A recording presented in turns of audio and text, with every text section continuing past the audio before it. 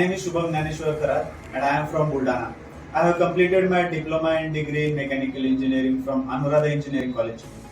After that, I wanted to switch my career into IT sector. So I was in searching in IT classes. So one of my friend told me about iTpreneur. I joined the iTpreneur and took a training here of full stack development.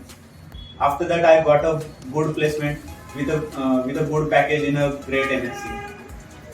The staff is very good, and training was also good. I would like to especially thank Pranit sir, Pranati ma'am, Yogesh sir, Avesh sir, and all my trainers. Thank you so much, IT Trainer.